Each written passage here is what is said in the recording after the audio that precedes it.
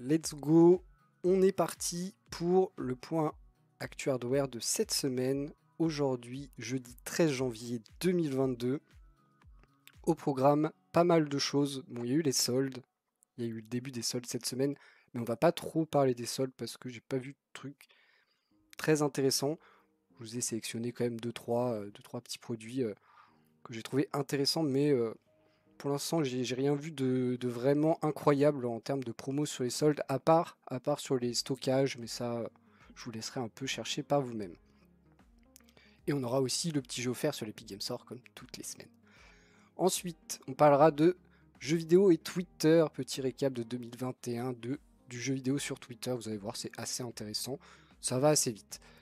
On aura bien sûr le top 10 des ventes Steam de la semaine passée, avec du coup les tendances du début d'année en termes de jeux vidéo sur Steam. C'est plutôt intéressant.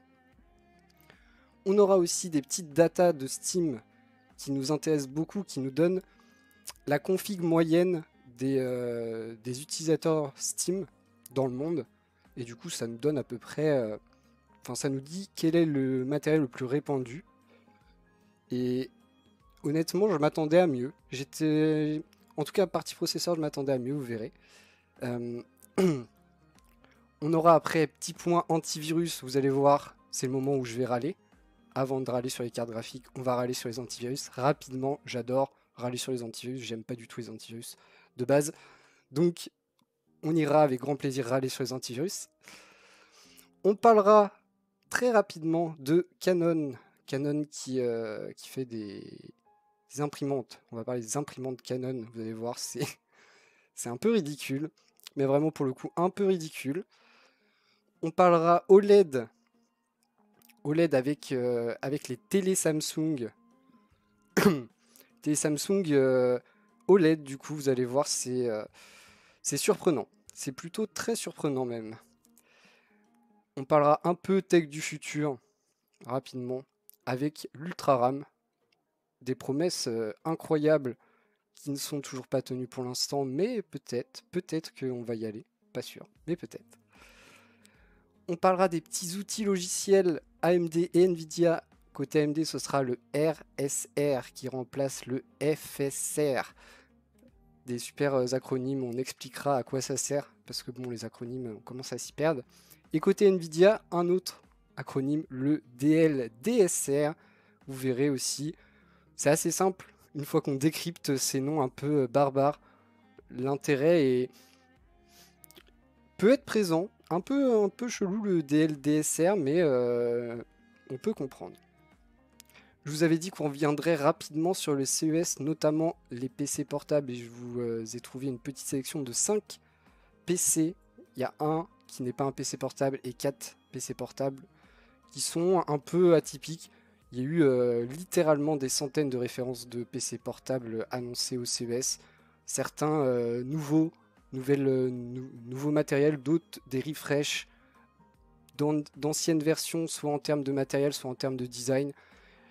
Il n'y a pas eu beaucoup de vraies innovations, mais là, on en a sorti quelques-unes qui sont un peu atypiques. Et on finira bien sûr avec des cartes graphiques. On commencera par pleurer des larmes de sang en regardant les prix, surtout les prix. Les stocks c'est un peu mieux, mais les prix toujours des larmes de sang. On parlera des nouvelles références qui ont été annoncées ou qui sont sorties. Vous verrez, il y a des petits... il y a eu des petits moves un peu en secret de Nvidia. On va en parler. On va parler 6500 XT, 3050 et on va revenir sur la 3080 12 Go qui est en fait sortie dans des conditions un peu étranges. On va en reparler. On finira avec une petite histoire de chat, comme si on n'avait pas assez des chats. Starlink qui visiblement attire les animaux, notamment les chats. Vous verrez, c'est plutôt mignon, c'est plutôt marrant. Faudra pas aller chercher trop loin, mais sinon c'est plutôt mignon et marrant. Un programme plutôt complet, plutôt chargé, donc on va essayer de pas trop traîner pour pas y passer 2 heures. Et on va commencer tout de suite avec les bons plans. Premier bon plan, on a l'habitude, le petit jeu offert sur l'Epic Games Store. Cette semaine, c'est Galactic Civilization 3. Oui, jeu de gestion, jeu 4X, jeu qui a déjà été offert sur l'Epic Games Store vu qu'il est dans ma bibliothèque déjà. Donc pour les gens qui ont l'habitude de récupérer tous les jeux sur l'Epic Game Store, vous l'avez déjà. Pour les gens qui n'ont pas l'habitude, vous pouvez aller le récupérer. J'y ai jamais joué, mais ça s'inscrit dans les jeux 4X classiques. Donc voilà, si vous aimez les jeux de gestion un peu complexes, un peu complets, ce sera pour vous. Si ce genre de jeu ne vous plaît pas trop en général, passez votre chemin. Ça reste de la gestion, ça reste un peu lourd à prendre en main. Mais une fois que vous êtes dedans, et ben vous pouvez y passer des heures. Classique jeu 4X. On va faire les petits. Je vous ai fait une toute petite, mais vraiment toute petite sélection des soldes. Tant j'ai cherché des trucs un peu comme ça sur tous les sites, voir s'il y avait des promos sympas. Pas trouvé grand chose. Vous avez trouvé un PC portable, 2 écrans, des tarifs intéressants, plusieurs gammes. Vous allez voir, on commence le PC portable. Là, c'est si vous cherchez une machine de guerre en tant que PC portable, vraiment. Vous avez celui-là qui est du coup une config plutôt intéressante, un prix en promo. Je vais pas dire pas cher parce que ce serait mentir, mais intéressant au vu de la config. On est ici sur un PC Alienware 15 pouces, équipé d'un Ryzen 9 et d'une RTX 3070 qui a une petite remise. Habituellement à 2300, il se retrouve à 1700. Petite remise de 600 € tout de même. Donc quand même conséquente. On est sur du Alienware, hein. On est sur du haut de gamme, on est sur du PC premium, on est sur quelque chose de bien fait, bien fini, avec tout le matos qu'il faut. Vous avez même un clavier mécanique en partenariat avec Cherry, donc les pros du... mince, j'ai perdu le mot. Du truc quand on appuie sur la touche. J'ai perdu le mot, pardon. Est-ce qu'il nous donne... Bah non, je sais plus. Ça reviendra, c'est pas grave. Du Switch, c'est bon, je l'ai. En plus, je l'ai dit tout à l'heure en parlant de la console. Rien à voir avec la console, le Switch, pour cliquer sur votre clavier. Cliquez fort. Vous avez donc un clavier au top en partenariat avec Cherry. Un écran tout aussi sympathique, 15 pouces du coup, avec le taux de rafraîchissement pour faire du gaming comme on adore, 165 MHz, donc c'est du 144 overclocké, hein, on a l'habitude. Toujours à vouloir aller plus en taux de rafraîchissement, du coup pourquoi pas, si vous voulez. Comme si 144 c'était pas déjà assez. Et vous avez petite mémoire RAM classique, les 16 Go, et le petit SSD NVMe classique 512 Go. On n'est pas sur de la grosse quantité de stockage, par contre elle est très performante. Donc voilà, c'est un monstre, c'est un vrai monstre. Il coûte 1700 €. Il est cher, mais par contre vous avez une machine de guerre dans votre PC portable. Ça permet de jouer à tous les jeux dans des bonnes conditions sur l'écran du PC. Après, si vous allez sur un écran, un moniteur externe avec une résolution supérieure, ça peut être un peu plus compliqué, mais sinon ça fera très bien le taf. Vous pouvez même rajouter du stockage. Visiblement, il y a un slot M2 de dispo. Donc voilà, c'est en termes de matos, c'est premium. En termes de prix, c'est aussi premium, mais en solde. Donc à un prix un peu moins onéreux. Ça reste 1700 €, mais pour un monstre de puissance. On va aller sur une autre gamme tout de suite. On passe de l'ultra premium PC portable très cher au moniteur entrée de gamme gaming. Il en faut pour toutes les bourses et c'est important. On a ici le moniteur LG 24 pouces, taille standard, 144 Hz, taux de rafraîchissement standard pour du gaming et un prix plutôt léger quand même, 149 € en solde ici. On est bien sûr sur du Full HD, hein, on va pas aller chercher plus. On a du FreeSync, ne rêvez pas, il n'y a pas de G-Sync à ce prix-là parce que le G-Sync, on le paye. Donc 149 €, vous n'aurez jamais de G-Sync. Mais voilà, ça régale, ça fera très bien l'affaire pour la plupart des gamers. Les plus exigeants trouveront le matériel peut-être un peu cheap et iront peut-être pour un modèle un peu plus premium, mais ils le paieront plus cher. C'est obligatoire. Donc ça fait très bien le boulot pour du gaming, que vous soyez apprenti tryharder ou joueur casu. Ça vous régalera. Si vous êtes joueur e-sport professionnel, vous pouvez aller sur autre chose. Mais pas cher, 150 € quand même. C'est plutôt sympa pour un bon écran tout de même. On est sur plutôt de l'access, mais un bon écran LG, c'est gage de qualité. Donc c'est plutôt sympa. Par contre, il fait que 24 pouces. Pour certains, 24 pouces, c'est pas assez. Donc il fallait en trouver un peu plus grand. Voilà, on passe sur du 27 pouces. On passe chez AOC. Et sinon, c'est à peu près la même chose. Il est ici à 199 € au lieu de 250 habituellement. Full HD, 144 Hz. Vous avez le FreeSync. Vous n'aurez pas le G-Sync à ce prix-là, jamais sur du 27 pouces. C'est impossible.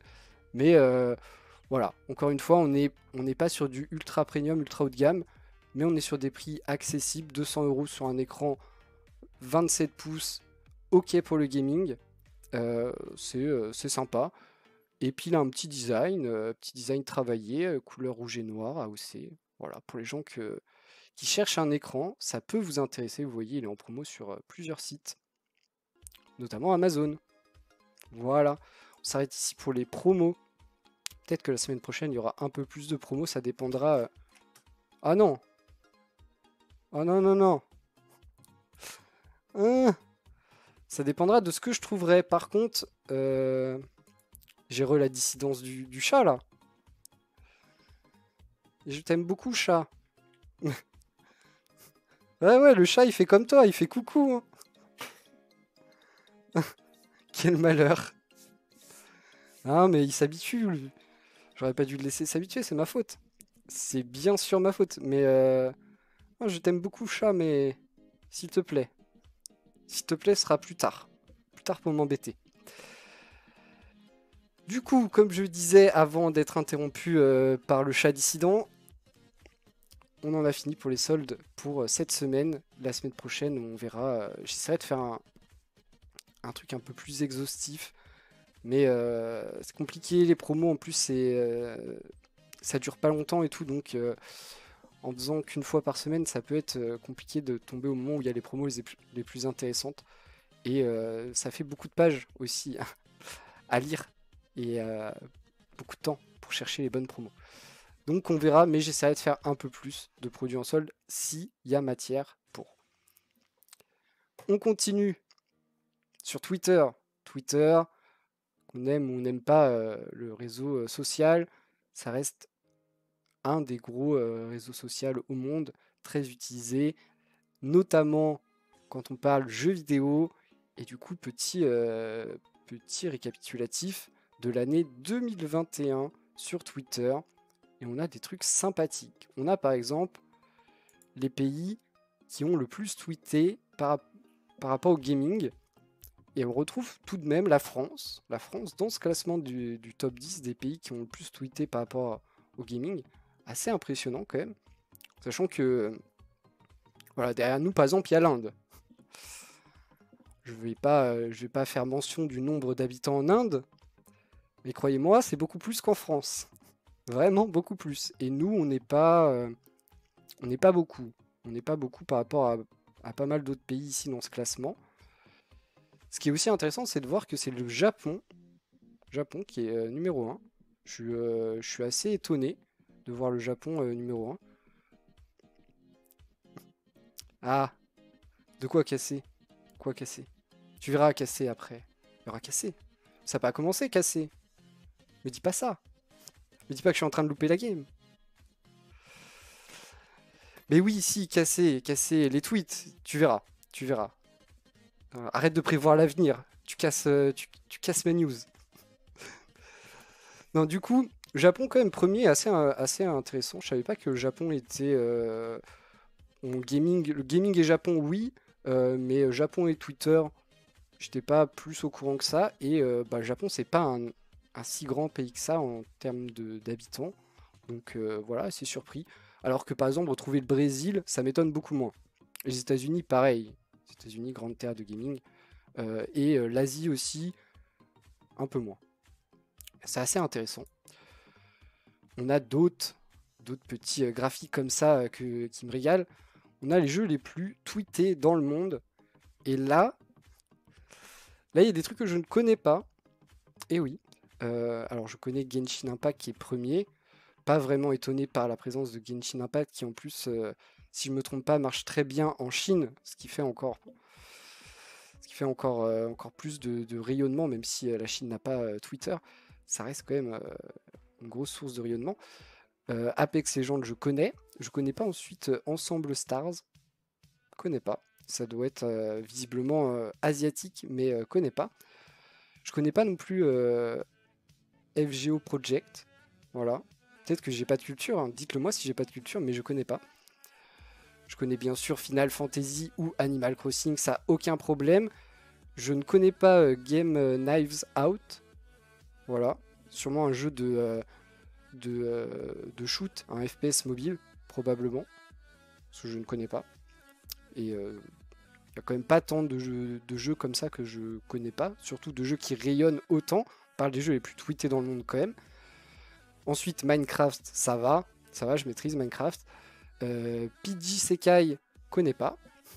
Voilà. J'ai vraiment l'impression de débarquer alors que je pensais suivre le jeu vidéo, tout ça. Visiblement, peut-être pas tant que ça. Fortnite, ça va. Je maîtrise, je connais. C'est bon, je suis pas boomer à ce point-là. Mais voilà, je sais pas, j'ai l'impression de rien connaître. Dites si c'est moi ou si c'est des jeux qui sont juste pas très connus chez nous. Peut-être ça aussi, hein. Donc voilà, on découvre, c'est bien de découvrir. Bon, là, normalement, je devrais connaître un peu plus parce qu'on va parler des jeux et franchises les plus tweetés en France. On garde Genshin Impact premier, hein, même en France. On a ensuite League of Legends, un jeu très cher à notre cœur de français. Suivi de FIFA, GTA, Animal Crossing, Zelda, Final Fantasy, Super Mario, Code et enfin Fortnite. Fortnite qui est 10ème à chaque fois, je trouve ça étonnant qu'il soit pas... c'est quand même un jeu qui est beaucoup joué, qui reste encore beaucoup joué et dont on parle régulièrement. Je trouve ça étonnant qu'il soit à chaque fois 10ème, mais... Bon, plus de jeux que je connais en tout cas en France, ça me rassure. On parlait probablement de jeux plus asiatiques ou alors Amérique du Sud avant, j'imagine. Ensuite, on a les événements. Et on voit que malgré l'annulation de l'E3 physique depuis plusieurs éditions, ça reste le premier événement, l'événement le plus tweeté sur l'année 2021. Suivi des Game Awards, du Xbox Game Showcase, de la Gamescom et du Summer Game Fest. Donc ça, pas vraiment étonnant. Même si l'E3, on aurait pu se poser la question. Les ligues e-sport dans le monde, on commence avec CBLOL, si je ne me trompe pas. CBLOL, c'est la ligue brésilienne de League of Legends. Ensuite, la Code League, Valorant eSports, Overwatch League et LCS officiel, qui est du coup la ligue nord-américaine de League of Legends. Donc, premier et cinquième, c'est du League of Legends quand même, dans le monde, tout de même. Et les équipes e-sport les plus tweetées en France, et là bien sûr, bah Carmine, hein. Carmine Corp, grand gagnant, et effectivement l'équipe française qui rayonne le plus, tout jeu confondu, hein, toute scène e-sport confondue. En France, c'est juste les boss. Après, on retrouve bien sûr Vitality, Fnatic, G2, BDS, Geo, FaZe. FaZe, j'avoue, je connais un peu moins parce que pas de LoL. Et du coup, un peu moins. Et après, AAA, Excel et Rogue pour finir. Donc voilà, hein, franchement, la cassée au top. Et effectivement, la cassée qui doit bien participer au fait que la France est un pays d'e-sport et la France parle beaucoup e-sport sur Twitter. Effectivement. Mais ça fait du bien. Ça fait du bien de rayonner pour des bonnes raisons.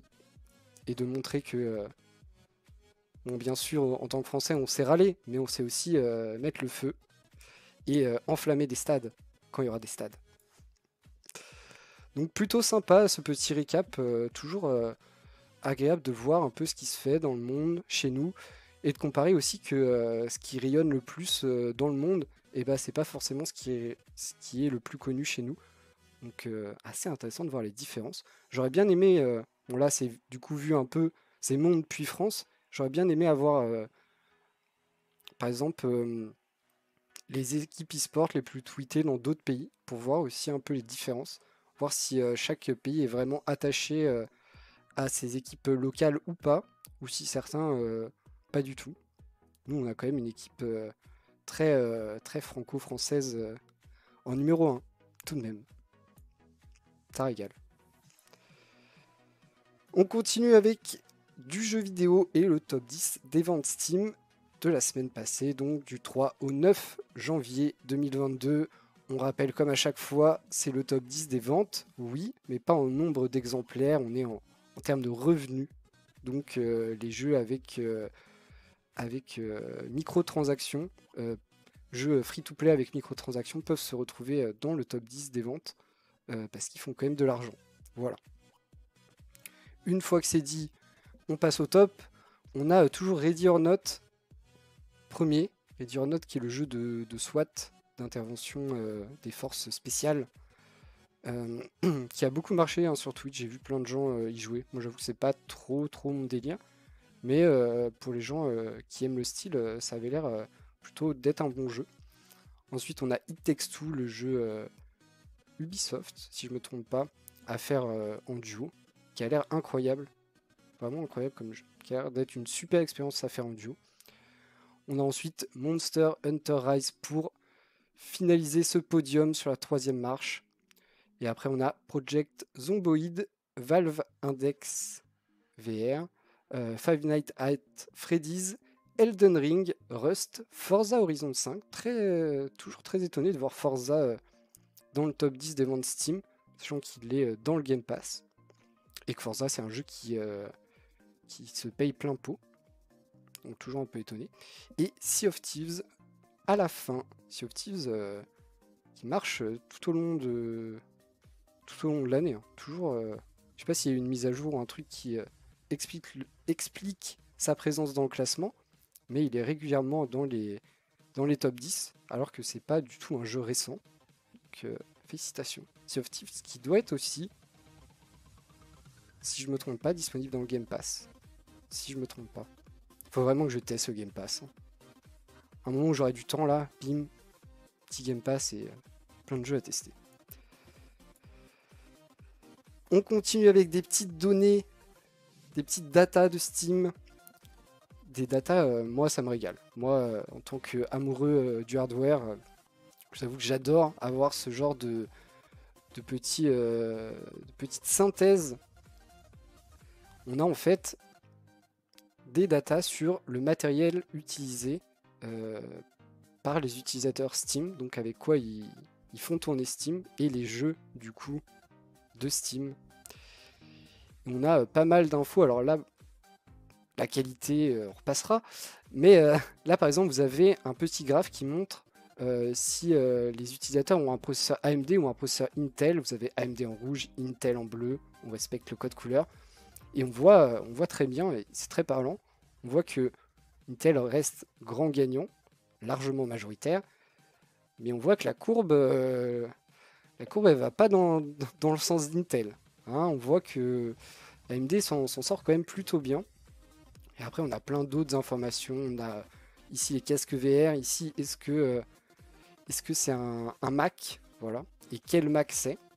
Et oui, vous pouvez utiliser Steam avec un Mac, c'est possible. On a le nombre de cœurs du processeur, on a la carte graphique, les systèmes, tout ça. Et du coup, ça sort une petite config synthèse, config moyenne de l'utilisateur Steam. Et déjà, pour moi, le vrai résultat, c'est de voir que la majorité des gens, encore, utilisateurs Steam, donc gamers, parce qu'on n'utilise pas Steam pour autre chose que du gaming, a encore un processeur avec seulement 4 cœurs, ce qui est assez étonnant, parce que ça fait quand même pas mal de temps qu'on est passé sur du 6 cœurs sur les processeurs moyenne gamme, en tout cas sur les plateformes de bureau. Plateforme mobile, ça peut être encore un peu différent. Mais ça, j'avoue que j'étais un peu étonné. Donc, encore une majorité de gens qui ont des processeurs 4 cœurs et pas des 4 cœurs Veloce, hein, parce qu'on parle de 4 cœurs avec des fréquences de 2,3 à 2,59 GHz. ce qui est pas beaucoup, on va pas se mentir, c'est vraiment pas beaucoup. Donc ça c'est assez surprenant.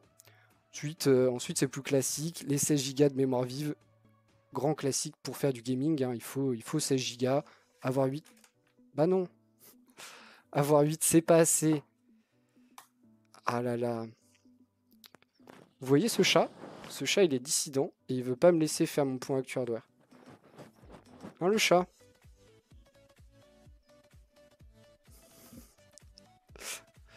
Donc 16 Go de RAM, et je vais finir par perdre le fil moi. 16 Go de RAM classique pour du gaming, 8 c'est pas assez. Après vous pouvez aller sur plus de 16 mais c'est pas essentiel pour du gaming. Carte graphique une 1060, ça par contre j'aurais cru peut-être un peu moins, 1060 et 8 Go de mémoire vidéo dédiée. Donc ça c'est plutôt costaud, 1660. 1060 pardon. Et après on a des trucs moi qui m'intéressent un peu moins, résolution classique, Full HD, ça c'est pas étonnant, hein. Le Full HD reste la grande norme sur PC. Et après casque VR, tout ça, ça m'intéresse un peu moins. Petit point quand même si on est étonné que c'est seulement 4 cœurs en moyenne, les 6 cœurs augmentent, les 4 cœurs baissent, donc c'est en passe d'être remplacé. Juste, ça m'étonne qu'il y ait autant de délai pour qu'on fasse le pas et que la moyenne soit de 6 cœurs. Bah, bah d'accord. Bon bah mon chat, maintenant qu'il peut plus monter sur le bureau, et bah il monte sur le PC. Très bien. Au moins il m'embête pas. J'espère qu'il abîmera pas le PC. Ok. Et touche pas au câble hein, par contre. Si mon micro pose des problèmes, dites-le moi. C'est probablement que le chat joue avec les câbles. T'as décidé de m'embêter aujourd'hui, hein, j'ai compris. J'ai compris.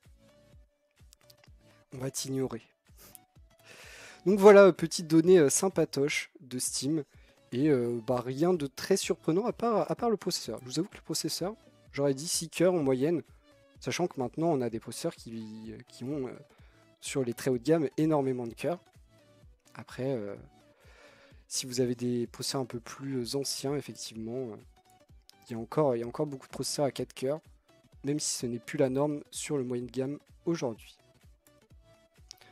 Oh, le moment où je râle, j'adore. Est-ce que vous connaissez Avira? Avira, antivirus gratuit. Alors avant ils étaient indépendants, depuis ils ont été rachetés par Norton, donc même maison mère que Norton, sauf que gratuit par contre. Et Avira se met à la crypto.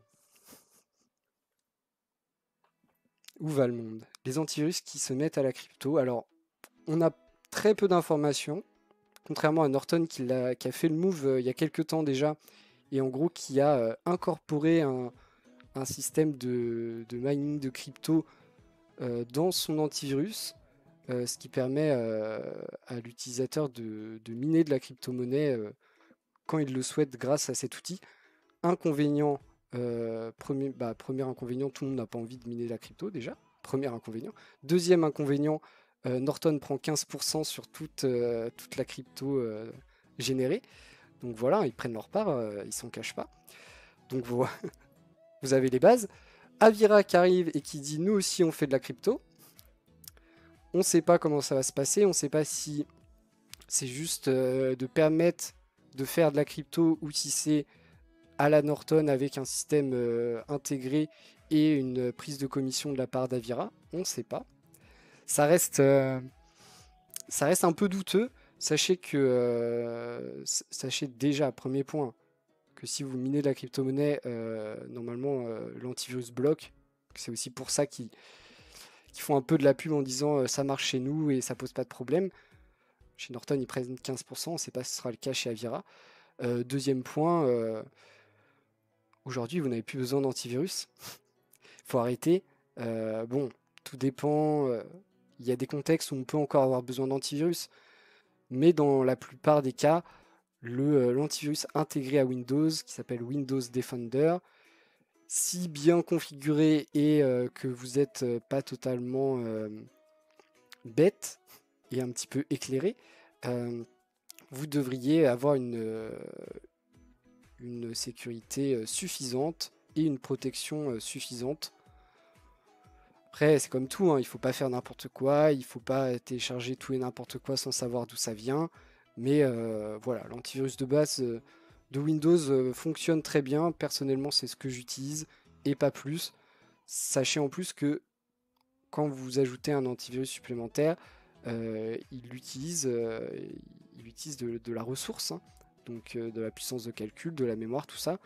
Donc si vous avez une config un peu pas très puissante et que vous êtes un peu short ou tout juste en termes de performance pour votre utilisation, si vous rajoutez en plus un antivirus, ça va ralentir tout ça et du coup vous aurez peut-être des expériences un peu désagréables. En tout cas, honnêtement, moi je vous conseille pas du tout ça. Je trouve ça totalement n'importe quoi. Vraiment. Alors là vraiment je prends parti et j'ai aucun problème là-dessus. Les antivirus qui arrivent avec des trucs de mining de crypto-monnaie en prenant une part. Encore une fois, on ne sait pas s'ils prendront une part, mais il y a quand même peu de chances qu'ils prennent pas la petite commission, sinon je vois pas trop l'intérêt qu'ils ont à faire ça. Donc je trouve que c'est totalement aberrant et que c'est pas du tout ni une bonne idée ni une bonne nouvelle. Qu'après vous en ferez ce que vous voulez. J'aurais donné mon avis. Vous pouvez clipper et m'afficher, il n'y a aucun problème. J'assume totalement mes propos. Je trouve ça totalement nul. Et j'ai juste l'impression qu'ils sont en mode vas-y, il y a un bail pour se faire de l'argent, on saute dedans, on verra comment ça se passe. Et de la part de. Voilà, il y a des trucs qui ça m'étonne moins, mais de la part d'un antivirus qui est quand même là pour vous assurer une protection et une sécurité infaillible, en tout cas au possible, je trouve que ça n'a pas vraiment de sens. En tout cas, c'est les deuxièmes à faire. On n'a pas trop d'informations, on verra, mais à mon avis, ce sera du même genre que Norton, à mon avis. On continue avec une petite histoire un peu, voilà, on continue un peu dans le what the fuck, hein, après Avira qui se lance dans la crypto, on a Canon qui nous explique comment passer outre le DRM de ses cartouches d'encre. Alors pour les gens qui ont compris du chinois quand j'ai quand j'ai dit DRM des cartouches d'encre, sachez que dans les cartouches d'encre compatibles Canon, on a des petites puces qui viennent certifier la cartouche d'encre, d'où elle vient, et aussi qui sert aussi au passage à faire le niveau d'encre, voilà, donc à dire à votre imprimante si la cartouche est vide ou pas. Mais le problème, c'est qu'actuellement, il y a des petites pénuries de composants, notamment visiblement pour Canon, des problèmes pour se fournir en puces de DRM. Et donc, ils livrent des cartouches d'encre qui ne sont pas équipées de ces puces, donc pas reconnues comme cartouches officielles par l'imprimante. Il a fallu donc expliquer aux utilisateurs et clients de Canon comment on fait pour dire on s'en fiche on s'en fiche qu'elle soit pas reconnue, on n'est pas sur du piratage ou des lignes de code à écrire, hein, bien sûr, on est sur quelque chose de très simple, il suffit juste d'ignorer toutes les alarmes que te met l'imprimante et de faire close à chaque fois et de dire tu t'en fiches, m'en fous pas lu. Mais voilà, quand c'est l'entreprise elle-même qui a mis en place, parce que il existait un temps où ces puces n'existaient pas, hein, sur les cartouches d'encre, qui explique comment on peut se passer de ces trucs. C'est toujours assez marrant. Ça montre une nouvelle fois les problèmes de pénurie de composants. Pas pour tous les secteurs et pas pour tous de la même façon, bien sûr. Mais ici c'est un peu marrant. Ça pose pas vraiment de problème, à part, visiblement, il y a des petits utilisateurs qui ont des problèmes de niveau d'encre, du coup, avec des imprimantes qui refusent d'imprimer, disant qu'il n'y a plus d'encre, alors qu'en fait, il y en a encore. Tout ça à cause de petites puces qui ne sont pas présentes dans les cartouches. C'est plutôt marrant. Ça pose pas trop de problèmes. Il y a des pénuries qui en posent bien plus. Ici, c'est plus drôle qu'autre chose. Et ça fait pas de mal. Donc, toujours, moi j'aime bien ces petites histoires un peu insolites. Ça fait toujours beaucoup rire. On continue avec de la télé. Je parle rarement de télé parce que je ne suis pas expert là-dedans et je ne suis pas très bien informé. Donc j'évite d'en parler trop pour éviter de dire des conneries. C'est important de dire que parfois on ne sait pas et qu'il vaut mieux ne pas dire de conneries plutôt que dire des conneries et les assumer. Mais on va parler rapidement des télés OLED de Samsung. Parce que là, il y a une vraie histoire. Il y a une vraie histoire. Samsung, c'était des boss de l'OLED. Mais vraiment des boss. Ils étaient là au début. Ils étaient chauds. Et ils ont arrêté. Ils ont arrêté de faire des dalles OLED pour les télés. Ils sont arrivés à un moment où ils développaient la technologie OLED. Ils étaient dans les premiers. Ils étaient bien installés. Mais ils trouvaient que produire des dalles OLED pour les télés, c'était très coûteux et du coup pas intéressant d'un point de vue économique. Donc ils ont dit, on fait pas d'argent dessus, ça ne nous intéresse pas, les gens n'ont pas l'air d'être ultra demandeurs pour l'instant, donc on n'y va pas et on verra ce qui se passe. Bien sûr, tout le monde n'a pas pensé comme Samsung, comme souvent, et d'autres se sont engouffrés dans la brèche et sont devenus les boss des dalles OLED pour télé. On parle ici de LG. LG actuellement boss de la dalle OLED, de la grande dalle OLED. Samsung a continué de faire de l'OLED. Ils n'ont pas arrêté de développer la technologie OLED, juste ils ont arrêté d'en faire pour les télés, et ils ont fait que des petites dalles OLED, notamment pour les téléphones, les tablettes, tout ça, petites dalles OLED, pas une télé.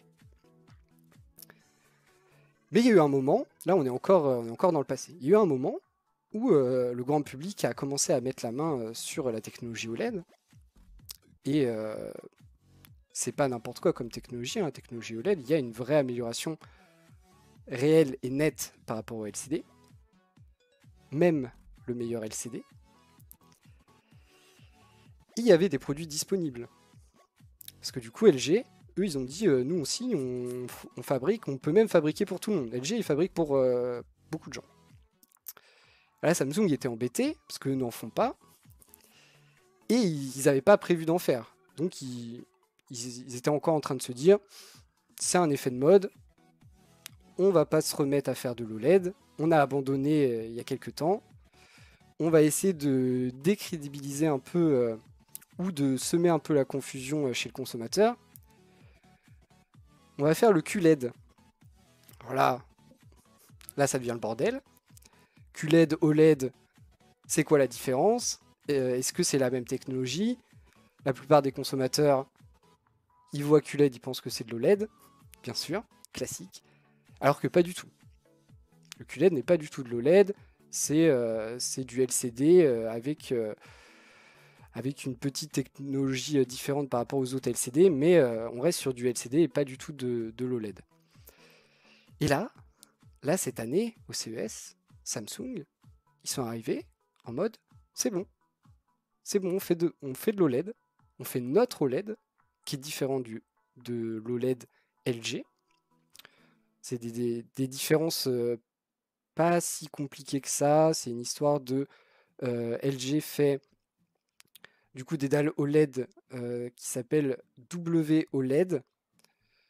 Samsung fait des dalles OLED qui s'appellent QD OLED, deux noms différents.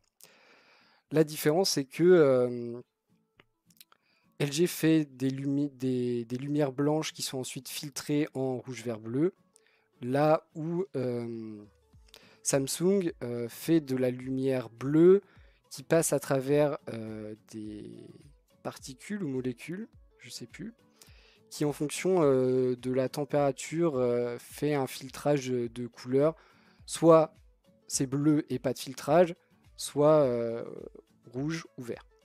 Donc des technologies différentes. Bien sûr, Samsung dit que sa technologie est meilleure, comme d'hab, hein, c'est classique. Sauf que le problème, on n'a pas fini l'histoire. Donc ils arrivent, bim, on fait notre OLED, il est mieux, c'est le nôtre, classique. Et il va être disponible cette année pour tout le monde. Du coup, tout le monde est très hype, jusqu'au moment où on se rend compte que ça vaut une blinde. Déjà, l'OLED est cher de base, l'OLED LG est cher, mais là, on est sur encore une autre dimension de prix. Et du coup, ça pose des problèmes. Ça pose des problèmes pour Samsung parce qu'ils peuvent pas arriver et dire ok, c'est bon, on fait de l'OLED. Par contre, si vous voulez une télé OLED, eh ben, ce sera 10 000 euros. J'ai pas les prix, personne n'a les prix, mais en gros, c'est ça l'idée. Ce sera 10 000 euros la télé et c'est le premier prix. Ça pose des problèmes, on peut pas faire ça. Donc, et c'est là que c'est très marrant. Donc, qu'est-ce qu'ils ont fait? Eh ben, ils sont allés voir LG et ils leur ont dit s'il vous plaît, on pourrait avoir des dalles OLED pour nos télés qui seront plus accessibles. Et donc Samsung arrive avec une toute nouvelle gamme de télé OLED avec deux types de télé OLED. Les OLED avec la technologie LG qui seront les plus accessibles en termes de prix. Ce sera pas cher, hein, ça reste des télé OLED, rêvez pas.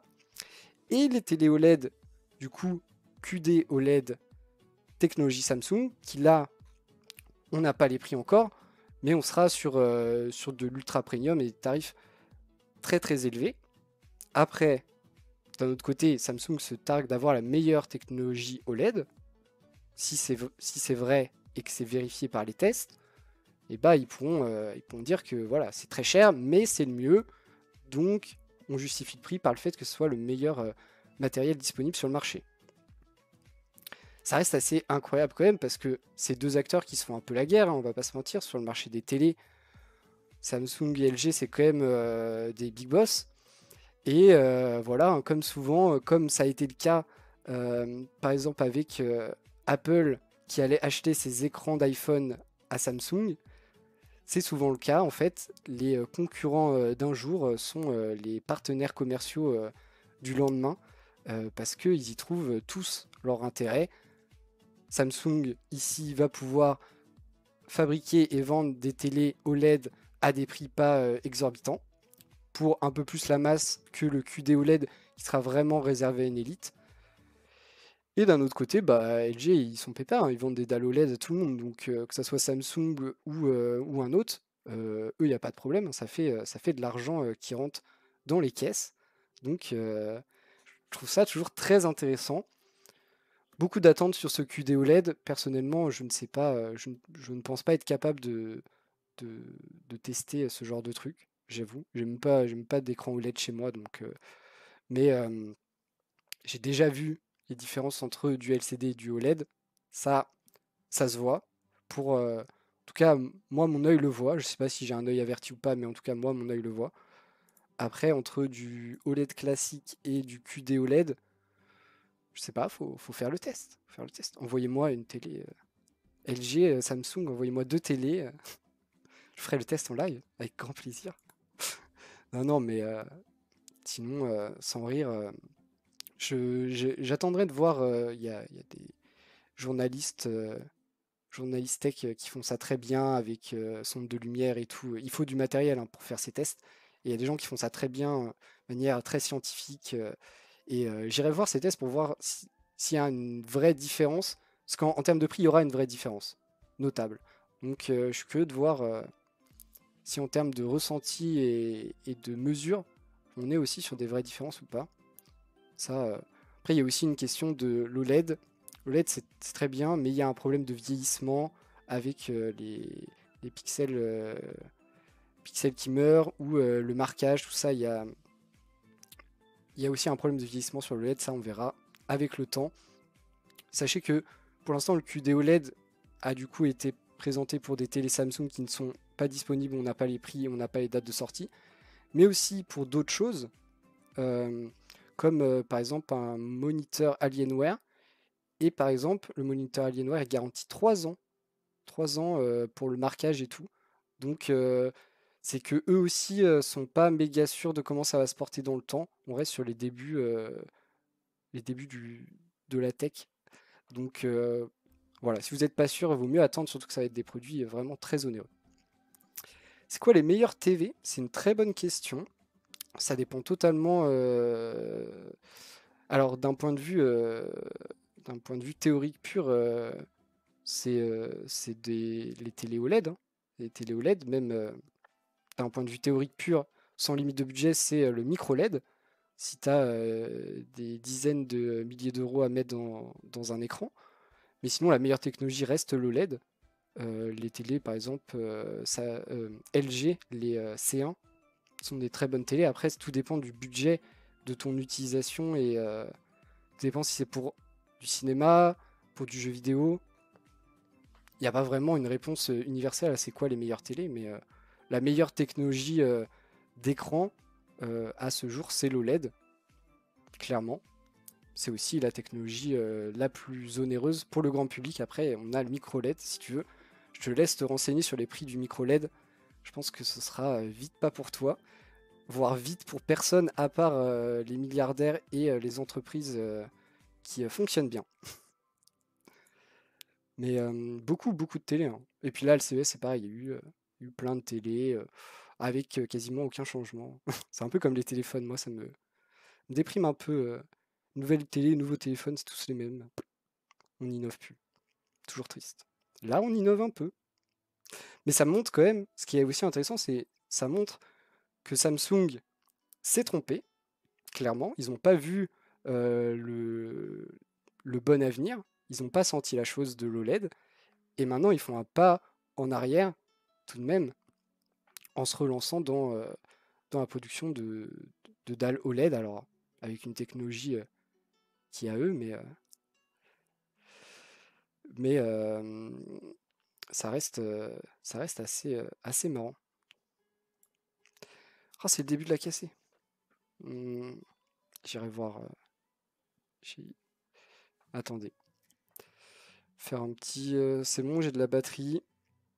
J'avoue, c'est pas très sympa pour vous, mais je vais me mettre en petit fond la game. Ça va, on a encore un peu de temps. On a encore 7 minutes. Allez, on continue. De toute façon, maintenant, on n'est plus à une interruption près, hein. On a eu le chat 2-3 fois. On est plus pressé maintenant.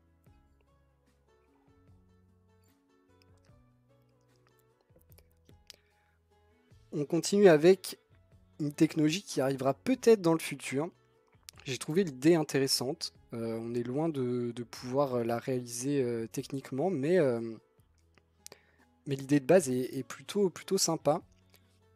Ils ont donné un nom en plus qui envoie, ils ont appelé ça l'Ultra RAM, et qui serait en fait un module mémoire qui remplirait à la fois le rôle de stockage, donc SSD, et aussi le rôle de mémoire vive, donc la RAM. Pourquoi à l'heure actuelle on n'utilise pas le SSD comme RAM? Très simple, la RAM est bien plus performante, mais vraiment énormément plus performante que les SSD, même les SSD dernière génération. Donc les SSD sont juste pas assez performants, pas assez rapides pour être utilisés comme mémoire vive. Là, l'idée, ce serait d'avoir un module mémoire qui est à la fois grand, parce que vous avez plus de stockage, votre SSD il fait pas la taille de vos barrettes de RAM, hein, clairement, ou alors vous avez des problèmes. Si moi par exemple j'ai 32 Go de RAM, ce qui est énorme, si j'avais seulement 32 Go de disque, je serais pas bien, clairement. Et là du coup ce serait d'avoir un truc qui serait grand et haute performance, et qui du coup pourrait remplir tous les rôles à la fois. Et en plus, dernière grosse différence entre les SSD et la RAM, c'est que le SSD enregistre l'information. Et réellement, si vous éteignez votre ordinateur et que vous le rallumez, votre SSD il n'est pas remis à zéro. La RAM, quant à elle, est effacée à partir du moment où vous éteignez votre ordinateur. Une fois qu'il n'est plus alimenté, s'il n'y a plus d'alimentation, les données enregistrées sur vos barrettes de RAM sont effacées. Donc voilà, l'idée de base est bonne. Qu'est-ce qui fait qu'on en parle aujourd'hui? Parce qu'il y a des gens qui y travaillent, des scientifiques du département de physique et d'ingénierie de l'université britannique de Lancaster. Et ils ont dit que aujourd'hui on était prêt. En gros, qu'aujourd'hui on était arrivé à un stade technologique où on était capable de fabriquer, pourquoi pas, de l'ultra RAM, donc des modules de mémoire qui seraient à la fois grande capacité et à la fois haute performance et qui du coup pourraient remplir les deux rôles. Ça grâce à nos avancées sur la production de masse des wafers en silicium. Donc voilà, pourquoi pas dans le futur, peut-être un jour.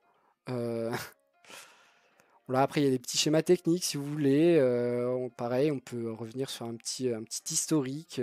Parce que c'est quelque chose qui n'est pas nouveau, on y a déjà pensé. En même temps, c'est quelque chose qui, d'un point de vue théorique, est assez simple de se dire d'utiliser un seul module de mémoire pour toutes les mémoires utilisées. Encore faut-il que ce module mémoire réponde à toutes les contraintes, donc la capacité, la performance, tout ça. Et il y a eu des tests du coup sur des semi-conducteurs en arsénure de gallium, je le dis une fois, je dirais qu'une fois, qui n'ont pas été, qui n'ont pas vraiment marché, hein, qui n'ont pas été fructueux clairement. Et visiblement sur du silicium ça marcherait mieux. On est loin d'avoir ne serait-ce qu'un prototype. Mais on arrive à un point où, en plus d'avoir cette idée théorique, on arrive à un point où la technologie peut nous permettre, théoriquement, d'arriver à un prototype. Ce qui est déjà une avancée. Et peut-être qu'un jour, ça arrivera. Ce serait quand même vachement plus simple pour plein de choses. Hein. Aussi bien pour par exemple moi qui monte un PC, mais en vrai pour la production en masse aussi. Parce qu'imaginez, même dans un PC portable, et oublier les slots de barrette de RAM plus les slots de disque, on aurait juste un ou deux slots pour un ou deux supports de stockage qui rempliraient tous les rôles. Et même sur les téléphones, tous les petits appareils, on pourrait gagner en place. Ce serait potentiellement très intéressant. Encore une fois, on est pour l'instant dans de la technologie théorique et clairement pas sur du proto ou encore moins sur une production de masse. Mais sur le principe, j'aime beaucoup. Et moi, c'est le genre de truc voilà, qui m'aide un peu à sortir de par exemple, des tristes prix des cartes graphiques. Vous voyez, ça donne un peu de lumière, un peu de ciel bleu à l'horizon. Et j'aime beaucoup. On continue avec les petits softs. Les petits softs, on commence par AMD. AMD qui reparle de son RSR. RSR qui est du coup le Radeon Super Résolution qui vient remplacer le FSR. Ça fait beaucoup. Le FSR qui est le Fidelity FX Super Résolution. Il y a toujours Super Résolution. Au moins ils ne perdent pas trop. Ils n'ont pas changé le SR à la fin. Merci. Quel est le principe de ce RSR, anciennement FSR? C'est de l'upscale un peu à l'image du DLSS, mais sans avoir cette base d'intelligence artificielle qui cheat un peu le truc. Donc c'est de l'upscale sans l'intelligence. Le principe est d'alléger la charge pour le matériel qui fait tourner le jeu, et donc de calculer le matériel calcule dans l'image en plus petite résolution, et ensuite elle est upscalée via un algorithme aux petits oignons pour vous donner un rendu qui est proche de la plus haute résolution, mais avec moins de ressources nécessaires pour faire le travail pour la machine. Et là, d'après eux, attention, parce que voilà, ça a été présenté au CES, tout le monde était en mode c'est cool. Déjà le FSR, tout le monde est en mode c'est cool. D'après eux, on devrait avoir un gain jusqu'à 70%. Attention. Déjà c'est jusqu'à, hein, faut bien lire, jusqu'à. Et voilà, ça marchera pas tout le temps pareil. Toujours l'histoire d'optimisation de jeu. Mais l'idée est plutôt intéressante. En plus, elle est, contrairement au DLSS, pas dépendante de l'intelligence artificielle. Donc, en théorie seulement, compatible avec n'importe quel matériel, même si pour l'instant c'est réservé aux cartes graphiques AMD et plutôt dans les dernières générations. Le petit point supplémentaire, c'est que il change la façon dont c'est implémenté. Avant, c'était intégré dans les jeux directement, donc soit le jeu était compatible FSR, maintenant RSR, soit le jeu ne l'était pas. Là, il l'intègre au pilote des cartes graphiques, donc potentiellement une compatibilité bien plus étendue, vu que ce ne serait plus dépendant du jeu, mais juste dépendant de vos pilotes, ce qui serait quand même sacrément cool, au passage. Et normalement, voilà, ce serait un peu mieux, l'algorithme serait un peu perfectionné par rapport à avant. Ça pour l'instant, on ne le sait pas, hein, parce que c'est toujours pas sorti. On a voilà, des petits tests donnés par AMD qui les mettent bien sûr énormément en valeur. Ici, on a un test de Warframe en 4K sans le RSR à 222 FPS. On active le RSR, on arrive à 346 FPS. Donc, c'est mieux, mais c'est un seul jeu et c'est les datas données par AMD. Donc, vous imaginez bien qu'ils ne mettraient pas en lumière des datas qui ne les mettent pas en valeur. On ne sait pas trop, mais ça peut pas faire de mal, ça c'est sûr. De toute façon, c'est une tech qui vont peaufiner un peu comme le DLSS l'a été. Et j'aime beaucoup l'idée quand même que ça soit qu'ils aient pensé à la compatibilité vraiment sur un maximum de titres en l'intégrant au pilote. Ça, c'est un bon truc parce que on voit, par exemple, on voit Nvidia qui à chaque mise à jour des pilotes nous annonce les nouveaux jeux qui intègrent le DLSS par exemple. Et on voit qu'à chaque fois, il faut, c'est pas toujours Day One.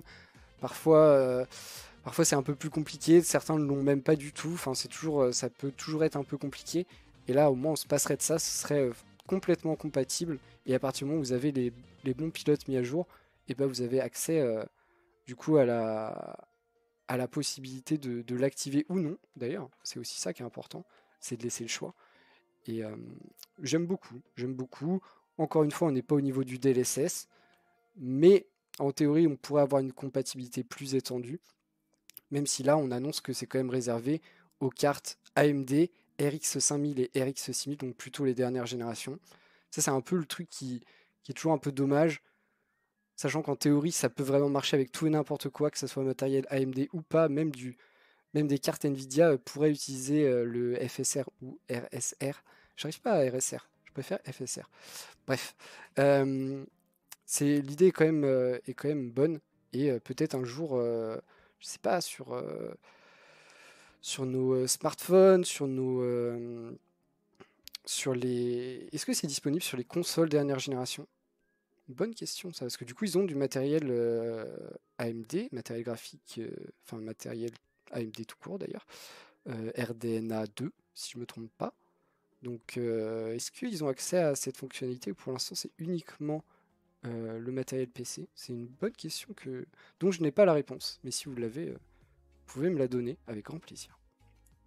En tout cas ça avance et ça peut que s'améliorer. En tous les cas ça peut que s'améliorer et on a la compatibilité accrue. Et ça vous savez que ça me tient à cœur. On continue avec un peu l'équivalent chez Nvidia, mais en vrai pas vraiment l'équivalent, parce que le un peu équivalent c'est le DLSS, qui est du coup la même chose appuyée sur de l'intelligence artificielle. Mais là on va pas parler de ça, on va parler du DLDSR. Je vais faire l'impasse sur réflexe et tout. DLDSR, c'est le contre-pied. C'est assez marrant. Là où le RSR et le DLSS vient faire de l'upscale, intelligent ou non, le DLDSR, qui est l'évolution du DSR pour Dynamic Super Résolution, le DL c'est le Deep Learning Dynamic Super Résolution, j'ai dit une fois, je dirais qu'une fois, et bah il vient downscale, il vient downscale les images, donc il les calcule il les calcule en haute résolution et vient les downscaler. Par exemple, si vous avez un écran Full HD, il va aller faire le calcul en 4K et vous le downscale pour votre écran en Full HD.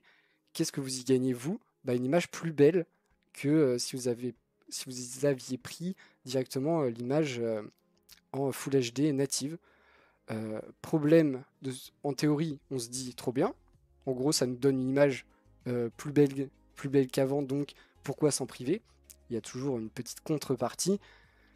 Ça a l'air tout beau comme ça, mais bien sûr, le fait de calculer une image en 4K, eh ben, ça demande bien plus de ressources que de calculer une image en Full HD pour votre machine.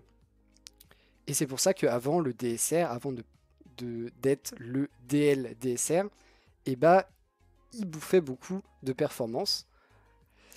Et donc là, eh ben, la petite triche habituelle, la petite triche qu'on aime, hein, attention, on n'est pas en train de... On ne juge pas négativement, ça reste une petite triche, mais on l'apprécie. Petite triche classique de Nvidia, on vient assister ce truc-là par de l'intelligence artificielle pour alléger le process. On appelle ça DL, DSR. Et en théorie, on arrive avec la même chose qu'avant, mais avec beaucoup moins de mangeage de ressources.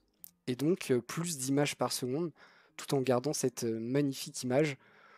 L'idée est sympa, totalement à contre-courant du RSR et du DLSS, pour le coup. C'est vraiment l'inverse. Et ça a quand même beaucoup de sens, surtout aujourd'hui, parce qu'aujourd'hui, on a encore et toujours une énorme majorité des écrans qui sont en Full HD, et pas en 4K, hein. Clairement, les écrans PC, je parle pas des télés, les écrans PC sont ultra majoritairement en Full HD, et donc peut y avoir un intérêt si vous avez vraiment une machine de guerre, et que vous voulez quand même profiter de la meilleure image possible dans un jeu solo immersif, ça peut vous intéresser. Après, c'est quand même pas pour tout le monde. Et en plus, il faut quand même, petite contrepartie, c'est qu'il faut avoir une RTX, donc RTX 2000 ou 3000, des cartes qui valent actuellement très très cher. Tout à fait, le match de la K-Corp qui commence. Petit point compo. Petit point compo. Ah, c'est plutôt intéressant. Plutôt intéressant.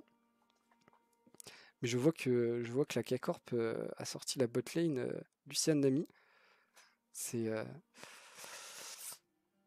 J'ai déjà mal. Déjà mal. Donc voilà, petit point soft, AMD Nvidia, ça peaufine leur petite tech. AMD essaye de refaire son retard. Ils sont loin de l'avoir refait, mais ça s'améliore. C'est de mieux en mieux. Et l'augmentation de compatibilité, moi, vous savez que ça me tient à cœur. On passe au petit point CES avec une sélection de 5 PC, 5 PC, 4 PC portables, 1 PC fixe, présentés lors du CES, des PC un peu atypiques parce qu'il fallait, il fallait sortir un peu. Il y a eu vraiment beaucoup trop de références de PC portables annoncées. Encore une fois, certains changeaient uniquement le matériel pour mettre à jour avec les derniers composants. Intel 12e génération, AMD RX 6000S, tout ça. Intel Arc, tout ça. Certains d'autres changeaient un peu le design. Il n'y a pas eu non plus de révolution. Là-dessus, on va pas se mentir, pas de révolution. Malheureusement, j'ai préféré vous dire le contraire, mais on n'est pas dans une période de révolution dans le PC portable. On est plus sur du peaufinement de choses sur lesquelles on travaillait déjà. Mais on a des petits trucs sympas. On commence avec peut-être le plus atypique et le plus innovant des références présentées. On est chez Asus et c'est le ZenBook 17 Fold OLED. Et il claque. On est ici à un PC pliant. Donc vous voyez, soit vous l'avez en format entier ici, vous pouvez l'avoir en format plié comme ceci. Vous avez un petit clavier sans fil qui régale. C'est un modèle qui va à mon avis coûter très cher, mais d'un point de vue tech, plutôt intéressant. Il est du coup pliable, donc modulaire. Il est équipé de matériel dernière génération. On a du Core i7 de 12e génération. Ce qu'il faut pour régaler. On a un écran. Alors, il passe de 12,5 pouces 1920 par 1280 ratio 3,5. quand il est replié, ou en format grand 17 pouces avec 2560 par 1920, ratio 4 tiers, en totalement déplié. Donc voilà, que vous ayez besoin d'un grand écran ou un plus petit, ça s'adapte à tout. Il est pas lourd du tout. Bon, si quand même, il fait 2 kg. Non, en vrai, ça va. 2 kg pour 17 pouces, ça va en vrai. Bon, c'est sûr pour 12,5. Bon, par contre, 4000 €, il coûte une blinde. Mais il est innovant. On paye l'innovation là. C'est pas. Je l'achèterai pas, bien sûr. Mais quand on fait quelque chose de différent, qu'on est les seuls sur le marché à faire ce genre de produit, on peut avoir des prix exorbitants. Ça se justifie. En tout cas, c'est plutôt innovant. Il y a de l'idée. Moi, j'ai de l'intérêt pour les écrans pliants, mais pour l'instant, j'ai pas été convaincu. Donc peut-être que ça, avec un tarif bien plus abordable, pourquoi pas. En vrai, pourquoi pas. Je trouve vraiment l'idée bonne. Et 2 kg pour 17 pouces, c'est quand même plutôt léger. Donc ça, c'était vraiment le truc très atypique côté Asus. On passe sur un truc un peu moins atypiqué. Là, c'est un Lenovo, mais il y a plusieurs marques qui ont sorti un peu leur modèle de PC portable avec un écran supplémentaire. Écran supplémentaire. Ici, il est voilà, à droite de votre clavier. Il est ici. C'est pas les premiers. Ce sera sûrement pas les derniers. Et moi, c'est le genre de truc. De base, l'idée n'est pas mauvaise. Petit écran tactile, normalement, tout ça, ça peut faire le taf. Après, c'est comment c'est géré par l'OS, comment tout ça, est-ce qu'on s'en sert vraiment, est-ce qu'il y a une réelle utilité? Ça, on peut le savoir qu'à l'utilisation, clairement. Encore une fois, dedans, on y a mis le matériel dernière génération, Intel 12e génération, bien sûr. Pas de GPU dédié dans ce modèle. On est plus sur de la bureautique, hein. Même si on a un 17 pouces, en même temps, il faut bien caler l'écran, hein, sur le PC, donc forcément, il faut qu'il y ait une belle taille. Euh, un format un peu chelou, hein, du 21 dixième avec une résolution de 3072 par 1440 et du 120 Hz pour régaler vos défilements Twitter. Donc ça, c'est une mode, pas la première année qu'on a ça, et ils continuent d'essayer. Je suis pas sûr que ça ait encore réussi à convaincre, et je suis pas sûr qu'il y ait beaucoup de gens qui se disent en voyant cet écran supplémentaire que c'est absolument le PC portable qu'il leur faut. Mais, euh, mais ça pousse un peu. Ça pousse un peu du côté des constructeurs de vouloir caler un écran supplémentaire. Encore une fois, faut bien l'incorporer, c'est un peu compliqué. Et ça prend quand même beaucoup de place. Là, on est quand même sur un 17 pouces. Gros PC portable. On continue avec Acer et le Swift X16. Alors là, celui-là, il n'a pas grand-chose, vous le voyez, hein, visuellement pas grand-chose de spécial. On a un PC portable 16 pouces, un écran qui est très propre, 2560 par 1600. En fait, ce qu'il a de spécial, c'est que il fait partie des premières machines équipées des cartes graphiques dédiées Intel, donc les Intel Arc. Ici, il aurait le modèle A370, rien à voir avec les modèles d'avion Airbus. Mais, mais voilà, on ne sait pas trop ce que ça vaut. C'est ça la vérité. C'est stylé. Ça, c'est stylé que Intel fasse enfin ses cartes graphiques. Mais en termes de performance, on ne sait pas trop ce que ça vaut. Ce qu'on sait par contre, et ça c'est quand même important, c'est que là on présente un Acer Swift et pas un Acer Predator. Donc on n'est pas dans les gammes ultra premium et on ne sera pas sur des PC portables à 2000 €. Ils annoncent 1200 je crois, à partir de 1200 €. À voir la config que vous avez pour 1200 €, vous avez peut-être pas le max du max, vous avez peut-être pas l'A370, je ne sais pas. Mais ça peut donner, si les cartes graphiques sont relativement robustes, ça peut donner des petits PC voilà, Access Gaming, Gaming Light, Voilà, création avancée Gaming Light, très bien, très bon terme, choisi par des spécialistes. Euh, donc des PC gaming entrée de gamme, quoi, avec quand même des performances correctes pour du jeu vidéo, sans avoir à dépenser 2 SMIC. Ça peut être intéressant. Et en plus, plateforme Evo, donc normalement tout est vu avec Intel pour que ça régale. Le seul PC non portable ici, bon, il est dans la liste, donc je vais quand même vous le donner, mais je l'ai vu passer, j'ai décidé de pas trop en parler quand je l'ai vu passer parce que ça me... Voilà, pas plus de hype que ça, en voyant ce PC HP, le PC Omen 45 litres. Qu'est-ce qu'il a de spécial à part une config honnêtement très onéreuse et très puissante? Parce qu'on parle tout de même ici dans sa configuration maximale, sans donner le prix de la configuration maximale vaut mieux. Un i9 12900K, donc bon, maintenant il y en a un plus performant, mais on est quand même sur du max. Une 3090, voilà, si vous avez besoin d'une carte graphique, une 3090. On a aussi, en termes de stockage, deux SSD de 2 Tera haute performance, bien sûr, ainsi que 64 Go de RAM. Voilà, config maximale, rien d'étonnant. On est sur de la machine de guerre, hein, honnêtement, il n'y a pas d'autre mot. Qu'est-ce qu'il a de spécial ce PC, cette tour? Eh ben, il a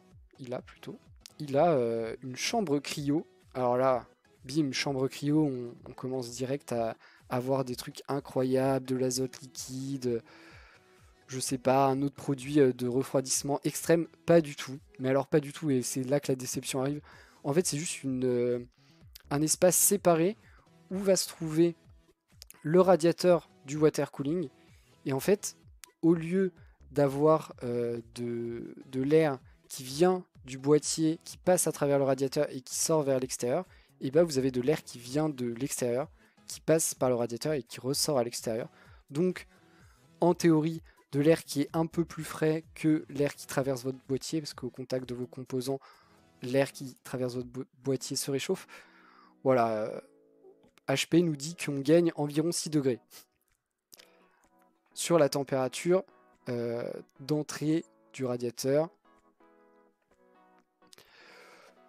Est-ce que c'est une révolution? Non. C'est juste une conception un peu atypique de leur boîtier. L'idée n'est pas mauvaise, mais du coup ça en fait aussi un gros boîtier avec un gros espace ici en haut, qui est du coup cette chambre cryo, et qui est du coup juste un espace séparé pour ne pas aspirer l'air du boîtier, qui du coup est déjà un peu plus chaud que l'air extérieur.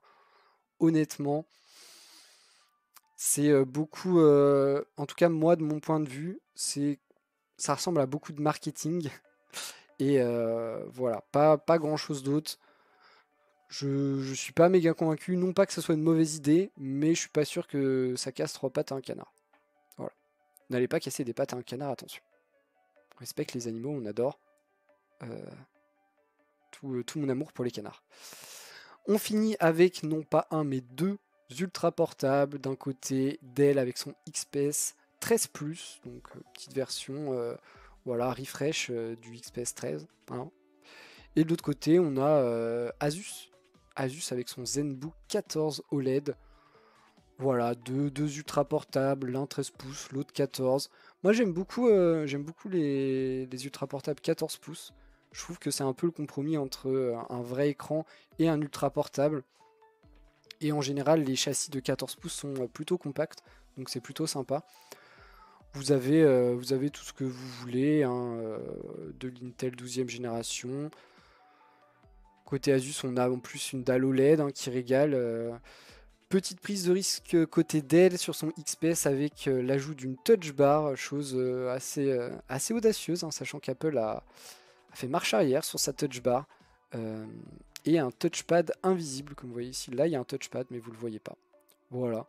Sinon, on est sur du classique, hein, de l'ultra portable, pas de carte graphique dédiée, plus de la bureautique. Et, ce qui est important sur ce genre de PC, c'est la taille, le poids, l'autonomie. Voilà. C'est principaux trucs. On va pas aller demander à un ultra portable de faire de la modélisation en 3D, hein, c'est pas le but. On est plus sur une utilisation bureautique et ça fera très bien l'affaire. Voilà, si vous voulez un bel écran, plutôt le ZenBook. Si vous voulez une touch bar et un touchpad invisible, plutôt le XPS.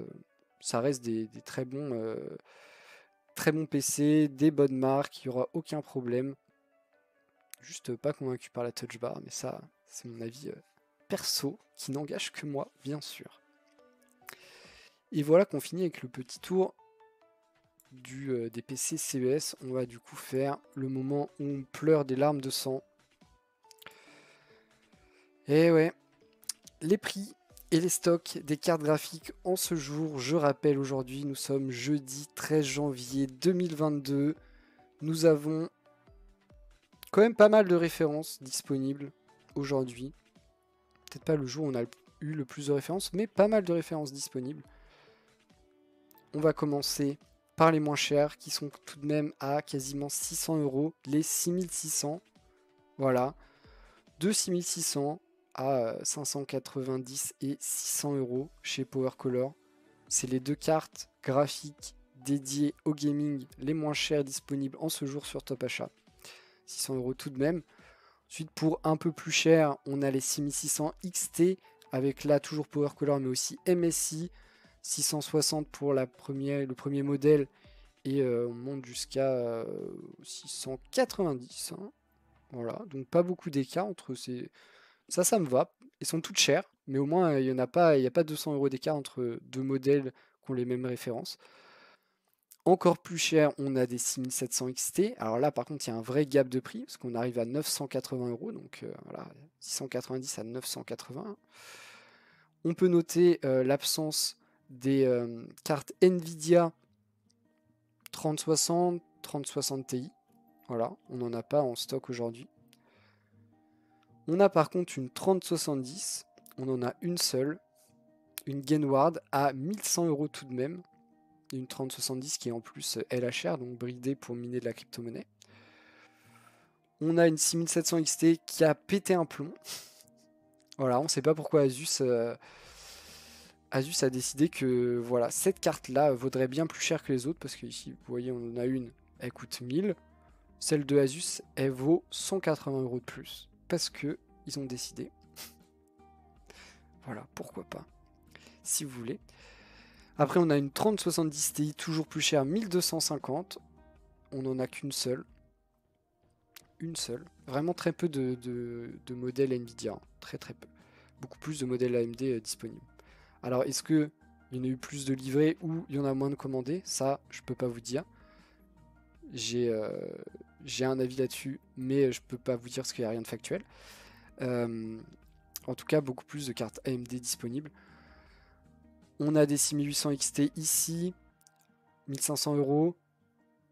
La première 6900 XT, donc la plus haut de gamme des cartes AMD à partir de 1750. On a, et on va en reparler un peu après, on a des 3080.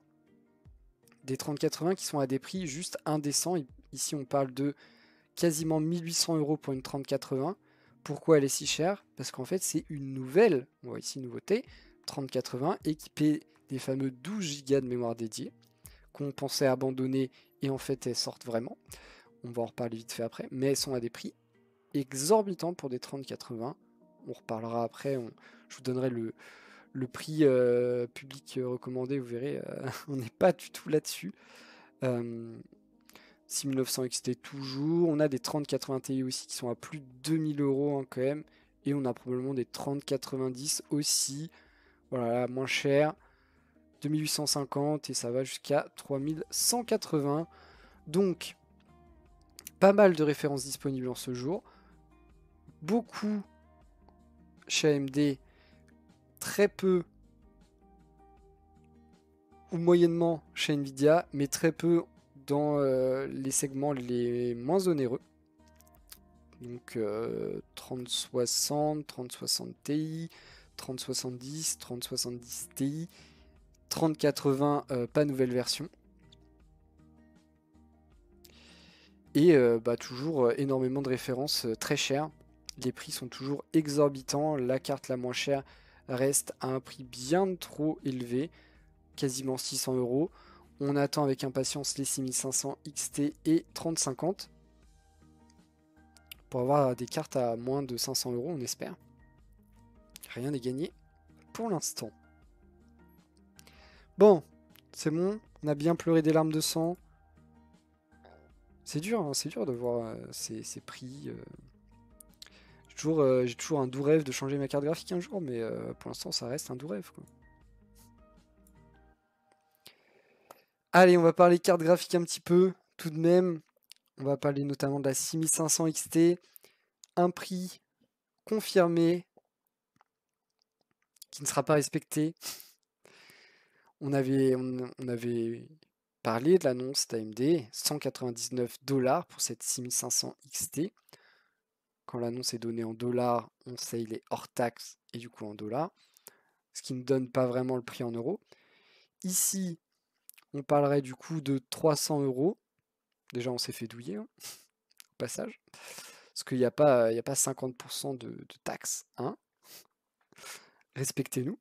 Mais du coup, déjà à 300 €. Et en plus, probablement des modèles qui ne seront pas disponibles. En tout cas, les modèles qui seront annoncés à ce prix-là ne seront pas disponibles. Voilà, déjà, on est sur le modèle TUF Gaming, on est à 334. Elle n'est pas encore sortie, mais on sait déjà pertinemment que les prix ne seront pas respectés. Et de base, 300 € par rapport à 199 $ hors taxe. Je sais pas pourquoi, mais mathématiquement, ça me convient pas trop. Je sais pas pourquoi, hein. C'est étrange. En tout cas, j'attends quand même. J'attends de les voir. Déjà, si elles sont disponibles, même à des prix élevés, ce serait déjà une bonne nouvelle. Parce que même à 400 €, on sera à moins de 500. Ce qui est déjà ça. Parce que là, il n'y en a pas à moins de 500. Il faudra voir aussi les performances. Autre petit point qu'on a appris, ça c'est toujours un truc qui m'étonne énormément. Les liaisons entre les cartes graphiques et la carte mère se fait via du PCI Express, pardon, du PCI Express avec les connectiques x16. Donc en gros, vous avez 16 lignes. Imaginez que vous avez 16 câbles, en gros, qui relient votre carte mère à votre carte graphique. Si on prend l'analogie des tuyaux, plus vous avez de tuyaux, plus vous pouvez remplir rapidement une baignoire d'eau, par exemple. Donc voilà, ou plus ça peut laisser passer les choses. Donc plus vous avez de liens, plus vous pouvez exploiter la puissance de votre carte. Ici, visiblement, on utiliserait seulement 4 lignes, ce qui est assez étonnant. Alors, il y avait déjà eu des trucs sur d'autres modèles, ici par exemple les 6600 ou 6600 XT qui utilisaient seulement 8 lignes. Il y avait les histoires aussi chez Intel où il y avait des histoires un peu étranges aussi où ça n'allait pas utiliser les 16 lignes. C'est toujours une grande question que je me pose. Quel est l'intérêt à part de se dire, bah de toute façon on n'en a pas besoin et 4 lignes on les saturera pas, donc pourquoi aller chercher plus? Mais sinon, quel est l'intérêt de se passer de ces lignes supplémentaires, sachant que dans tous les cas, on va aller connecter la carte sur une prise qui potentiellement peut aller utiliser jusqu'à 16 lignes. J'avoue que j'ai pas la réponse. Ça, c'est une vraie question que je me pose. C'est pas la première fois que je me la pose, cette question. Et j'ai pas du tout la réponse.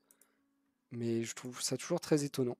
Vraiment, à part le fait de se dire, de toute façon, on n'en a pas besoin et sur 4 lignes, on viendra pas, on sera pas saturé, on sera pas bloqué. Je vois pas trop d'autres intérêts, mais je me demande pourquoi on se prive de ces lignes supplémentaires, même si on n'en a pas forcément besoin. Toujours des questions sans réponse. C'est ça aussi qui est beau, les questions sans réponse. On continue chez Nvidia, après avoir vu la 6500 XT, on passe sur la 3050.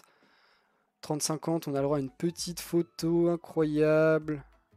Regardez comme c'est beau, avec les puces de mémoire les 8 Go de mémoire tout autour de la puce graphique. Je trouve ça toujours très joli. Je sais que la plupart des gens s'en foutent, mais j'aime bien. Moi qui ai fait pendant mes études un peu d'électronique et de réalisation de cartes électroniques, je sais à quel point ça ressemblait pas à ça, hein, rassurez-vous. C'était beaucoup plus simple, beaucoup moins complexe, et ça c'est pas fait à la main. Mais je suis toujours admiratif du boulot et du résultat final, sachant à quel point c'est un vrai travail hein, de designer des cartes électroniques et c'est hautement complexe, même pour des cartes électroniques un peu basiques. Donc j'imagine même pas pour ce genre de matériel. Toujours très sympa. Bon, j'ai pas que ça sur la 3050 bien sûr. J'ai aussi une petite news qui nous dit, c'est une news que j'ai notée, hein, j'ai enregistré, nous dit qu'il devrait y avoir, c'est pas une news officielle malheureusement, sinon j'aurais envoyé direct à Nvidia, euh, qu'il devrait y avoir une disponibilité importante de 3050 au lancement. On espère vraiment. Euh, on sait pas trop, hein, mais 27 janvier, j'espère vraiment qu'il y aura des quantités disponibles et pas des abus total sur le prix, mais ça c'est pas gagné, hein. C'est clairement pas gagné, mais déjà j'ai hâte que ça sorte.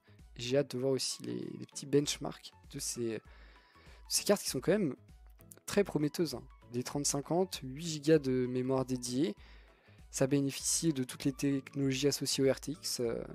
Moi ça me fait très envie. Ce serait pas suffisant pour moi malheureusement, mais ça me fait très envie.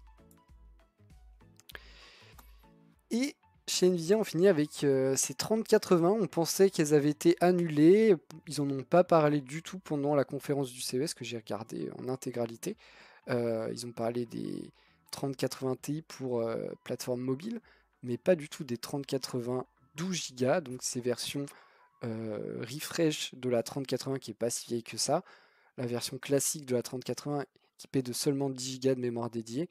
Ici, on en a 12, donc 2 Go de plus. Et par contre, on est allé choper des tarifs assez insane. Elle est sortie vraiment voilà, en scred. On en a vraiment très peu entendu parler. Ça a été. En plus, il y a eu une petite sortie timide et tout. Il y a eu des petites cartes listées un peu avant la sortie. Là, on est quelques heures avant la sortie et déjà des cartes, notamment des cartes MSI à partir de 1700 € jusqu'à 1800. Donc listé sur un site allemand, vous voyez. Donc quelques heures avant la sortie. C'est pas... voilà, on savait pas trop à quoi s'attendre. Bim, arrive la sortie. Des cartes référencées, très peu de stock disponible, vraiment très très peu, quasiment aucune. Mais ça arrive vraiment petit à petit, ils n'étaient pas pressés personne n'était prêt pour la sortie quoi. Non, c'était 15 heures et là au final, petit à petit, au fil des minutes, les cartes sont apparues sur les sites. Par contre, les prix, les prix 1700 €, c'est ça, hein, c'est waouh! On compare à la version 10 Go qui était à 1250, on passe à 1700 quand même. Donc des cartes vraiment, alors elles seront performantes, tout ça, elles vous permettront de jouer à tous les jeux dans des bonnes conditions. Là-dessus, aucun problème, mais des prix vraiment abusés hein, pour le coup. Surtout pour juste gagner quelques cœurs et 2 Go de mémoire dédiée. Ça fait quand même une hausse assez salée. Et bizarrement, c'est des cartes qui restent en stock, hein. En même temps, avec des prix pareils, c'est pas vraiment étonnant. Elles sont bien sûr un peu boostées, mais voilà, hein, si on compare, on se fait du mal, hein, mais si on compare au prix de vente donné à 3080, 719 €. 719 €, on compare ça au prix de vente actuel plutôt dans les 1200-1250. Et si on compare ça aux versions refresh, 719 face à 1700, il y a 1000 € d'écart, what the fuck.